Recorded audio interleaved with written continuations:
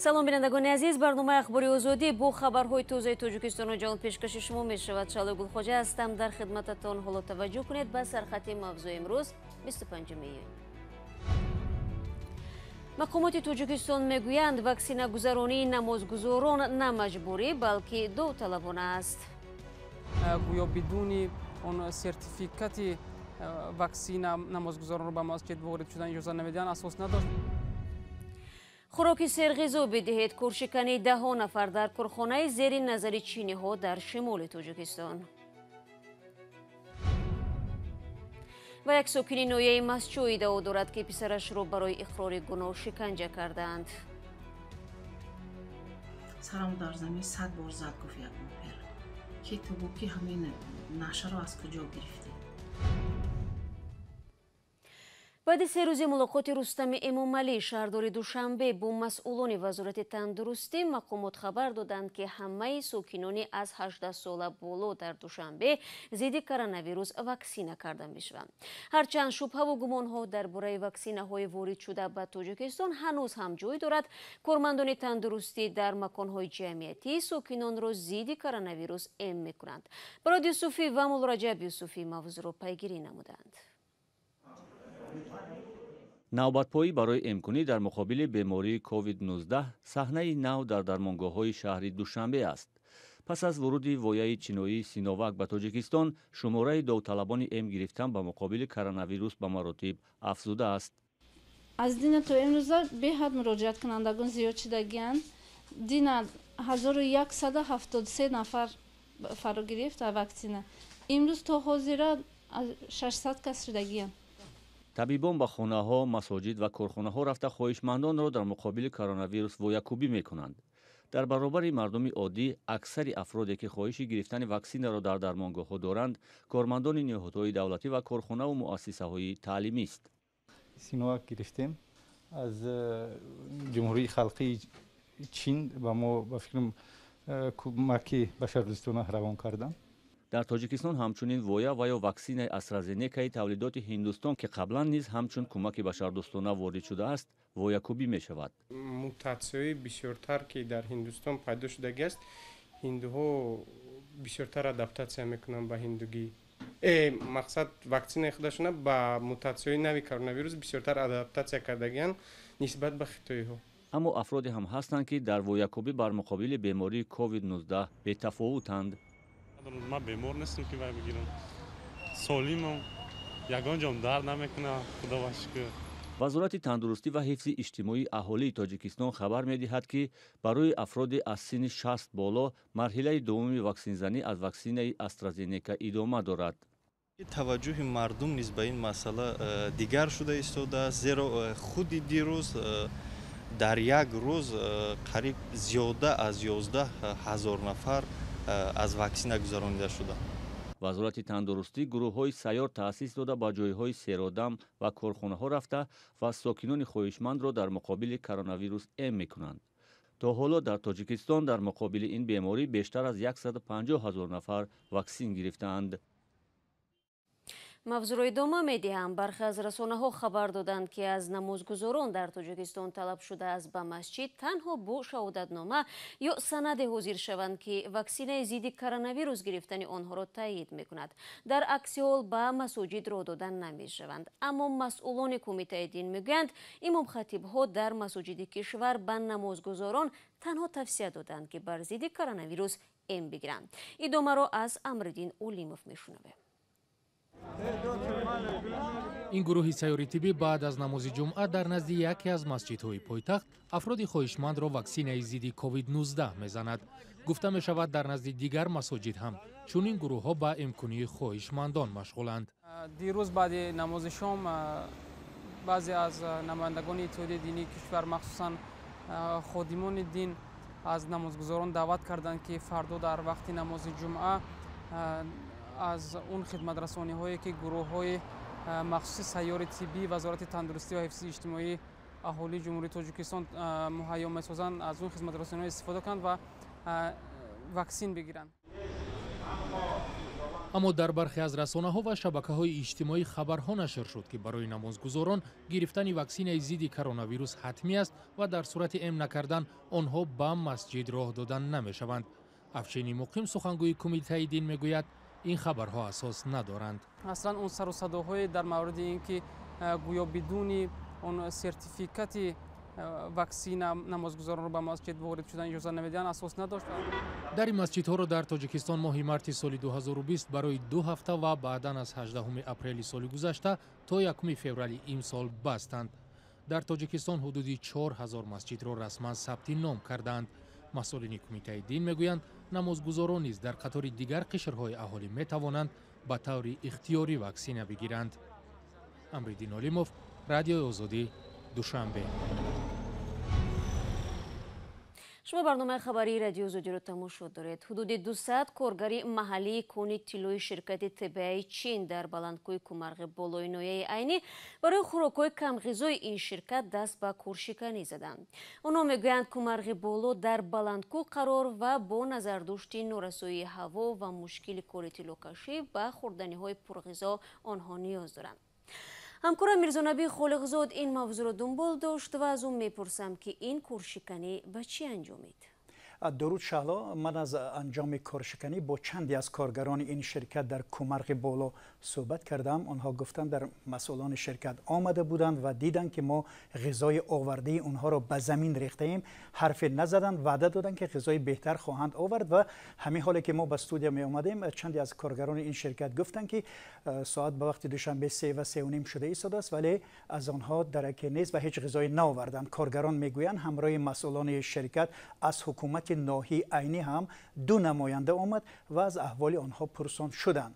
ولی مسئولان این شرکت چینی و هم از حکومت ناحیه عینی در رابطه با کارشکنی و تدبیرهای آنها در ارتباط با بهبود بخشیدن وضع کارگران با ما صحبت نکردند.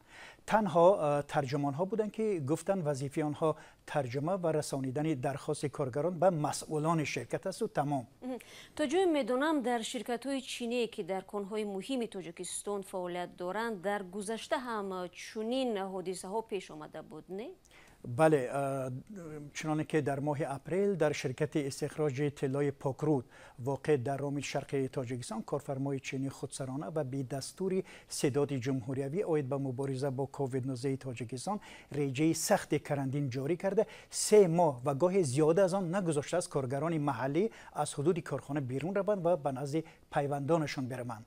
پس از اعتراض همین کارگران مقامات حفظ مهنت در تاجیکستان شرکت استخراج طلای پاکرود واقع در رامیت را که چنانکه که گفتیم به سرمایه گذاران چین تعلق دارد به پایمال کردن حقوق کارگران تاجیک 1500 سامانه جریمه کردند و حتی کار به جای کشیده شد که در سال گذشته در ماه می حدود 60 کارگر چینی شرکت صنعت کوهی تاجیکستان و چین در جماعت زرنیسان آلتین توپکنه ولایت سوخت دست به کارشکنی زدند و به نشان اعتراض گردی همایی کردند. آنها را به خاطر کووید 19 3 ماه اجازه به چین رفتن را ندادند و همچنین مزد کارشان را هم پرداخت نکرده بودند. در آن اعتراض کارگران تاجیک کارخانه شرکت نداشتند. در گذشته ما بارها نوشتیم، مقالات درست کردیم که بارها کارگران محلی کارخانه مشترک استخراج طلای زرافشان از کمبود معاش اظهار ناراضی کرده و بارها به مطبوعات مراجعت کرده بودند. بله، تشکر برای صحبت. یادآور میشوم که سالهای اخیر شرکت‌های چین به ذخیره‌های قعر زمین در تاجیکستان از جمله کان‌های طلا توجه خاص ظاهر می‌کنند. تاکنون کان طلای سیاد در ناحیه وحدت، کان‌های دوبه شرقی و کومرغ در ناحیه عینی و کان‌های مربوط به کارخانه طلای زرافشان محض به دست شرکت‌های چینی گذاشتند. 26 ایون در جهان همچون روزی مبارزه علیه شکنجه یاد می شود. هرچند بر اساس قانون برای شکنجه در تاجیکستان جزای سخت تعیین شده است ولی از آن کم استفاده شده بدرفتاری با بازداشت شده ها یکی از مشکلات عمده در کشور باقی می ماند. همکارم شعلای عبدالله در گزارش خود در مثال یک سرنوشت این موضوع را به رشته تحلیل کشید. این مادر ادعا دارد که پسرش هنگام بازپرسی در اداره میلیسا در خوجند شکنجه شده است. به گفته مادر عذابش داده ابروان پسرش را تراشیدند. خیلی مرا عذاب شکنجه بسیار دادند با کارگرای مقامات. سرم در زمین 100 بار زد گفت یک اوپر که تو بو که همین نشه را از کجا گرفتی؟ مادر میگوید اگر پسرش گناهکار بود بر اساس قانون جزا میگرفت، ولی حاصل کردن اعتراف از راه لطوکوب خودش جنایت است. با عیب پسرم یگان چی گفتن نمیتونم، برای اینکه پسر من عیب کرده است در گناه خودش جواب میدهد. مفتشان گفتند که پسرش بیماری روانی دارد، اما مادرش میگوید پسرش صحت و سلامت بود و از ضرب شکنجه مشکلات روانی پیدا کرده است. سردار سیزو گفتن که پسرتان وای دارد جادو یا خواندگی است. من خلاصیه خودم حیران شدم در این گپ که چه پسری من جادو، پسری من تا سیزو رفتنش از نغز بوده، چه خیلی یک باره در دست مقامات فرامده پسری من جادو میخوراندن. کی میخورانده؟ ماموران میلیسا در ولایت سوخت میگویند ادعای مادر اساس ندارد و تفتیشات هیچ قانون شکنی را هنگام بازپرسی ها آشکار نکرده است. در تاجیکستان برای شکنجه تا 15 سال زندان پیش بینی شده است، اما پرونده ها با اتهام شکنجه بسیار کم است. روز 26 ایون در جهان روز مبارزه با شکنجه اعلان شده است و در دوشنبه هم به این سبب نمایشگاه عکس‌های شکنجه شدگان صورت گرفت. این گونه استفاق‌ها دل آدم رو خون میکنند، چون که ببینید چقدر اینجا رسم ها چقدر جوانن، همه اینها جوانن که از مرگ خود نمردن. با گفته مسئولان چاره‌بینی سال گذشته با آنها 38 نفر از شکنجه شکایت کردند که در مقایسه با سالهای قبلی کمتر است. حقوق شناسان میگویند کم شدن مراجعت به معنی بهتر شدن وضع نیست. اینجا یک چند عامل هست. پیش از همه خود قربانیان و خویشاوندان آنها به سیستم عدالت سودی باور ندارند. آنها باوری ندارند که در این محاربه غالب می آیند. این چنین مشکلی وجود دارد که بسیار ادوکات ها نمیخواهند با پرونده های مربوط به شکنجه مشغول شوند. آنها نمیخواهند با مقامات حفظی حقوق برخورد داشته باشند و نتیجه این می شود که قربانی با اندیشه آن که به او کسی کمک نمیرساند در حالت آسیب پذیری ماندن میگیرد. برای همین آنها حتی نمیخواهند این مبارزه را آغاز نمایند. بنابر آمار رسمی سال 2020 در دادگاه‌ها یک پرونده مربوط به شکنجه بررسی شده است. شکنجه کردن متهمان به جنایت برای اعتراف اتهام یکی از مشکلات داغ در تاجیکستان میماند و سازمان ملل هم بارها از حکومت خواسته است این ظاهرات بد را ریشه‌کن کند.